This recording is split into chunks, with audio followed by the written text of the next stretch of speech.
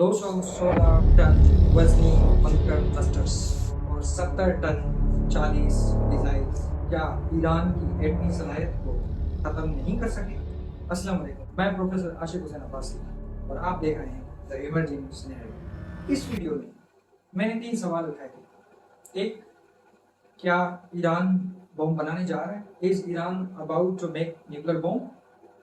दूसरा, क्या Iran bomb बनाने की सलाहियत रखता है? Does Iran have capability to make nuclear bomb? और तीसरा, should Iran make a nuclear bomb? दूसरे सवाल का जवाब आज हम इस वीडियो में देंगे। 22 जून 2025 रात को 2:30 बजे सिर्फ 25 मिनट के लिए 125 अमेरिकन जहाज और 6 B-2 बॉम्बर्स 18 घंटे का सफर तय करके आए। ईरान के 3 एटमी तंजीमात को निशाना बनाया।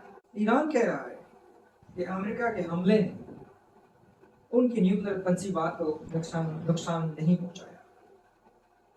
सरसरी नुकसान जरूर हुआ है, लेकिन उन्होंने जरूरी चीजें स्पेशली यूरेनियम और सेंट्रीफ्यूजेस उन्होंने बचा ली। ईरान के मुताबिक कि उनको पता था कि अमेरिका इन तंजीमात पे हमला करेगा, इसलिए उन्होंने पहले से ही वहां से उन तंजीमात को खाली कर। अमेरिका ने जो ईरान पे हमला किया वो इस शक की बुनियाद पे किया कि ईरान के पास 400 किलोग्राम का हाईली इनरिच्ड यूरेनियम है और बहुत सारे तकरीबन हजारों की तादाद में सेंट्रीफ्यूजेस मशीन्स हैं। लेकिन हमले के बाद वो मशीन्स कहाँ गई, वो यूरेनियम कहाँ गया, अभी तक कोई पता नहीं है। इंटरनेशनल एटॉमिक एनर्जी एजेंसी के मुताबिक कि हमले में नुकसान ज़रूर हुआ है, लेकिन न्यूक्लियर रेडिएशंस का अंदेशा फिलहाल किसी भी फैसिलिटी से जाहिर नहीं हुआ, ना ही रिपोर्ट हुआ है, ना ही लोकल्स ने रिपोर्ट किया है, ना लोकल आबादी को कोई नुकसान हुआ है। पड़ोसी ममालिक ने खदशात जाहिर किए हैं, लेकिन उन्होंने भी इस तरह की कोई रेडिएशंस फॉलो रिपोर्ट नहीं किया। अब समझना ये है कि क्या वाकई ईरान के पास इतनी सलाहियत है? क्या ईरान ने ये सलाहियत इतनी कैपेबिलिटी हासिल कर ली है, डेवलप कर ली है कि वो इतने बड़े हमले के बाद भी अपने न्यूक्लियर फैसिलिटीज़ को, न्यूक्लियर मटेरियल को महफूज बना सके? इसके लिए बहुत ज़रूरी है कि हम समझें कि ईरान ने अपने न्यूक्लियर प्रोग्राम का आगाज़ कब और कहाँ से किया।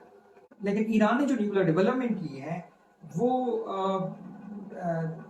1956 ऑनवर्ड्स शुरू कर ली थी। यानी जब मोहम्मद रज़ा शाह पहलवी जो है हुकूमत में आए, डॉक्टर मुसद्दिक को उतारा गया 1953 में, और उसके बाद जो है जब मोहम्मद रज़ा शाह पहलवी को जब हुकूमत में बिठाया गया और he work as very close ally of the US in Iran, तो फिर यूएसए ने जो है वो उसको सपोर्ट की थी। बल्कि एटम्स फॉर पीस का एक प्रोग्राम जो है प्रेसिडेंट eisenhower ने शुरू किया था, तो उसके तहत जो है दूसरे ममालिक को भी और ईरान को भी एक न्यूक्लियर रिएक्टर जो है वो अमेरिका ने दिया था। तो इसी तरह जो है वो उसके बाद फिर इस्लामिक रिवॉल्यूशनरी गवर्नमेंट ने जो है वो रज़ा शाह पहलवी की हर पॉलिसी को ख़त्म कर दिया था। बल्कि वेस्टर्न के साथ तो वैसे भी ताल्लुकात इनके ख़राब हो गए थे, अमेरिका के साथ स्पेशली ताल्लुकात ख़राब हो गए थे। तो रज़ा शाह पहलवी ने जितनी भी डेवलपमेंट की हुई थी ईरानी न्यूक्लियर प्रोग्राम पे, वो इन्होंने रोल बैक तो खैर नहीं की, तो उसको स्टॉप कर दिया था, इन्होंने उसको हाल कर दिया था। फिर एक ऐसा वक्त आया ईरान की हुकूमत के लिए कि ईरान को मजबूरन जो है ये सोचना पड़ा, बिल्कुल एक मिलिट्री ऑब्जेक्टिव लेके ये सोचना पड़ा कि न्यूक्लियर बॉम्ब जो है वो बनाना चाहिए या न्यूक्लियर प्रोग्राम को जो है रिवाइव करना चाहिए। और ये हिस्ट्री कहती है कि 1984 में जब सदाम हुसैन ने बैलिस्टिक मिसाइल ईरान के ऊपर गड़े, तो बैलिस्टिक मिसाइल ने ऐसा ईरान को चौंका दिया और धचका दिया कि ईरानी परेशान हो गया है कि अब there was no any weapon with Iran के किस तरह जो है सदाम हुसैन को जवाब दें। तो फिर उन्होंने 2 चीज़ों पे सोचा कि एक ये कि बैलिस्टिक मिसाइल पे काम किया जाए, बैलिस्टिक मिसाइल्स बनाए जाएँ, और दूसरा ये कि न्यूक्लियर प्रोग्राम को रीएक्टिवेट किया जाए, रिवाइज किया जाए, और उस पर जो है इन्होंने खुलेआम भी और ढके छुपे जो है पे काम करना शुरू कर दिया।